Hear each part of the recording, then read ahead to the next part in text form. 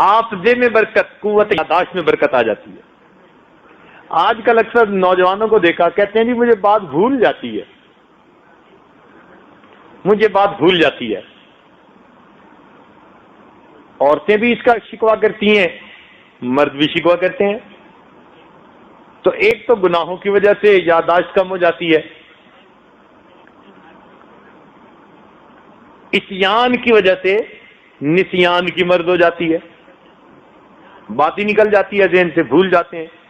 اللہ تعالیٰ نے ہمارے اکابر کو وہ برکت دی تھی کہ ان کی یاداشت النقش کل حجر کی مانند بن گئی تھی، پتھر پہ لکیر ہوتی ہے نا جیسے، ایسے بن گئی تھی۔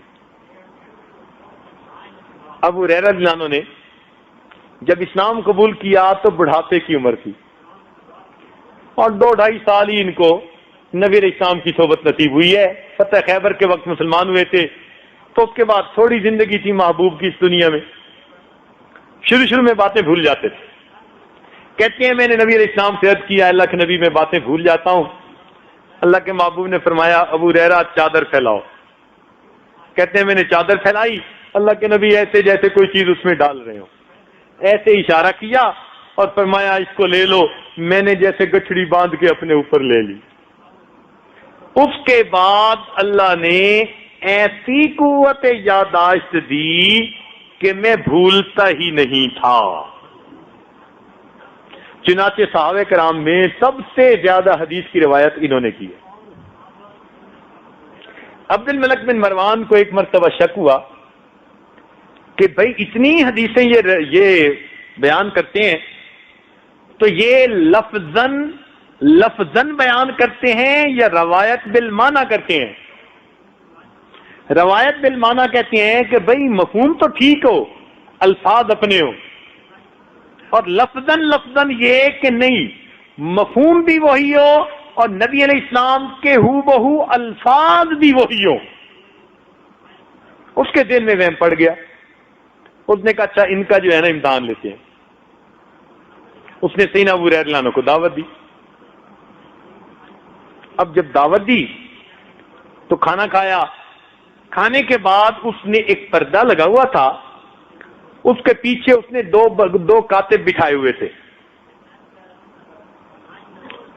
اور ان کو کہا کہ جو یہ کہیں آپ دونوں نے لکھنا ہے، اور ان سے فرمائش کی کہ جی آپ ہمیں نبی علیہ السلام کی احادیث سنائیے۔ چنانچہ انہوں نے 100 سے زیادہ نبی علیہ السلام کی احادیث سنائی۔ وہ کاتب لکھتے رہے، محفل ختم ہو گئی۔ 1 سال گزر گیا۔ 1 سال کے بعد اس نے پھر ان کو دعوت دی اور ان دونوں کاتب کو بلایا اور کہا کہ تم اپنا ریکارڈ لے کر بیٹھنا، میں ان سے کہوں گا کہ یہ وہی حدیثیں سنائیں جو پچھلے سال سنائی تھی، اور جہاں فرق ہو تم نشان لگاتے جانا۔ ابو ہریرہ کو کچھ پتہ نہیں ہے۔ چنانچہ کھانا کھایا، پھر حدیث سنانے کی محفل ہوئی، تو وہ کہنے لگا جی پچھلے سال جو سنائی تھی نا بڑا مزہ آیا تھا، وہی حدیثیں پھر سنا دیجئے۔ ابو ہریرہ رضی اللہ عنہ نے وہی حدیثیں پھر سنائی۔ دونوں کاتبوں نے ان کو املاس کے ساتھ ملایا اور ان کو کہیں پر ایک حرف کا فرق بھی نظر نہ آیا۔ یہ قوت یاداشت۔ امام بخاری رحمۃ اللہ علیہ جب بصرہ پہنچے تو بصرہ کے علماء نے نا ان کا بڑا استقبال کیا، کیونکہ اس وقت وہ امام بخاری حافظ مشہور ہو چکے تھے۔ اچھا آج تو حافظ کہتے ہیں نا قرآن پاک کے حافظ کو، پہلے زمانے میں حافظ کا لفظ حافظ حدیث کے لیے استعمال ہوتا تھا۔ حافظ ابن قیم، حافظ ذہبی، یہ سب حافظ ابن کثیر، یہ حدیث کے الفاظ تھے۔ قرآن پاک تو حفظ ہوتا ہی تھا ہر ایک کو، کسی کو کامل ہوتا تھا، کسی کو ذرا کم ہوتا تھا، کچھ نہ کچھ تو ہر ایک کو یاد ہوتا تھا۔ تو یہ لفظ استعمال ہوتا ہی حدیث کے الفاظ کے لیے تھا۔ تو حافظ اسماعیل بخاری مشہور ہو گئے تھے، تو بصرہ کے علماء نے کہا کہ بھئی ان کا امتحان لینا ہے۔ اب جب علماء امتحان لینے کے لیے تیاری کریں تو اللہ ہی اس میں کامیاب کرے. انہوں نے ایسا استقبال کیا کہ یوں سمجھے کہ پورے شہر کے لوگ باہر نکل کر ان کے استقبال کے لیے آئے. بے مثال استقبال کیا. پھر ان کو ایک جگہ بٹھایا تخت پر، اور شہر کے سارے علماء وہاں اکٹھے ہو گئے، اور پھر ان کی خوب تعریفیں کی. حافظ الحدیث ہیں اور ایسے ہیں اور ایسے ہیں اور بڑے اچھے ہیں. خوب جب ان کی تعریفیں کر لی تو پھر ان کو کہا جی کہ اب ہمیں بھی اس سے فائدہ دیجیے. اب جب ایک بندے کی اتنی تعریفیں کی ہوں، اتنے ذہین ہیں، اتنے اچھے ہیں، اتنے حافظ ہیں، اتنی حدیثیں جانتے ہیں، تو اس کا دل کرتا ہے نا کہ اب میں اپنے حفظ حدیث ان کو دکھاؤں. تو انہوں نے کیا کیا، 10 بندے چنے ہوئے تھے اور ہر بندے کو 10 حدیثیں جو موضوعات میں سے تھی، بنی ہوئی، گھڑی ہوئی، یا جو صحیح حدیثوں سے اس میں تھوڑا سا فرق تھا، وہ ان کو کہی ہوئی تھی. چنانچہ ایک آدمی کھڑا ہوا، کہنے لگا جی میں نے 10 حدیثیں یاد کی ہیں، اگر یہ اتنے بڑے حافظ الحدیث ہیں تو یہ بتائیں کہ کیا یہ روایت ان تک بھی پہنچی ہے. اب اس نے پہلی حدیث پڑھی، امام بخاری رحمۃ اللہ نے فرمایا اللہ مجھ تک نہیں پہنچی. پھر اس نے دوسری پڑھی، آپ نے فرمایا اللہ مجھ تک نہیں پہنچی. پھر اس نے تیسری پڑھی، لا. 10 پڑھی اور 10 پہ لا.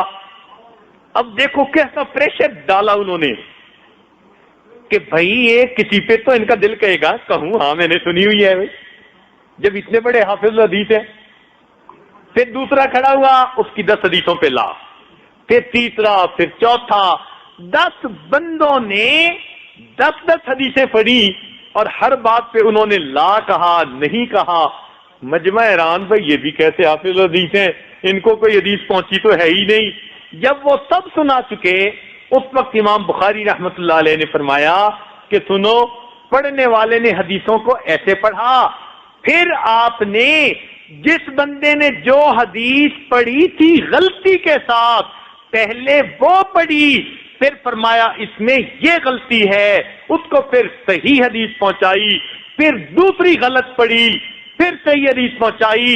100 کی 100 ترتیب کے ساتھ غلط حدیثیں جو انہوں نے پڑھی تھیں وہ بھی پڑھ کر سنائیں، اور اس کے بدلے جو صحیح حدیثیں تھیں وہ بھی پڑھ کر سنائیں.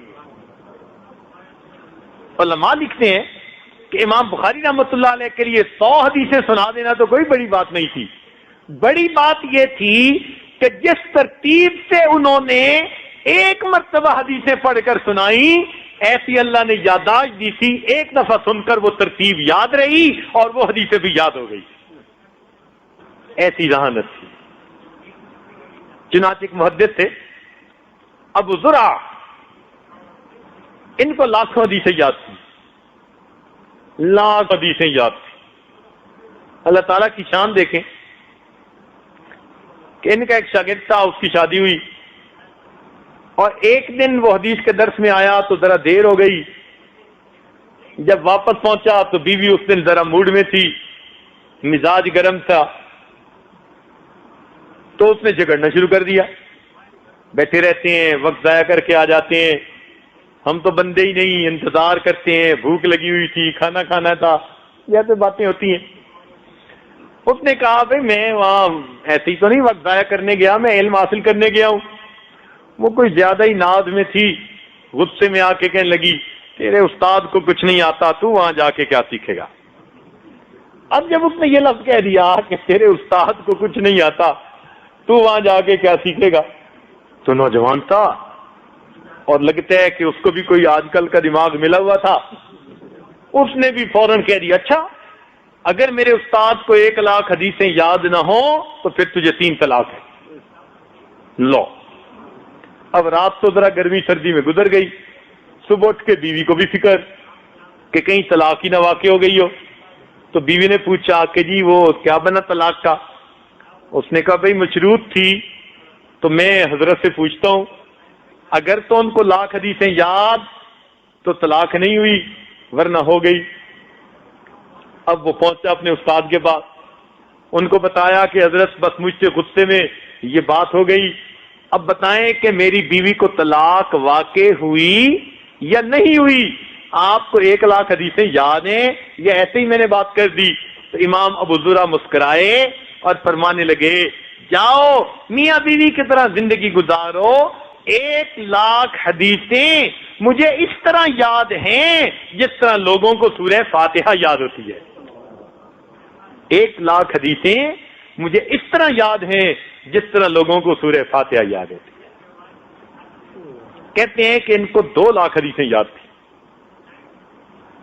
صرف قرات سے متعلقہ 40,000 حدیثیں یاد تھی، صرف قرات سے متعلقہ۔ اللہ، تو دیکھیے پھر اللہ تعالیٰ نے ان کو کیسی ذہانت دی تھی۔ یہ تقوی کی وجہ سے، نیکی کی وجہ سے ہوتا ہے۔ اللہ رب العزت بندے کو پھر ایسی فوٹوگرافک میموری عطا فرما دیتے ہیں، اور جب انسان گناہ کرتا ہے تو پھر اللہ تعالیٰ مت بھی مار دیتے ہیں، ذہانت چھین بھی لیتے ہیں۔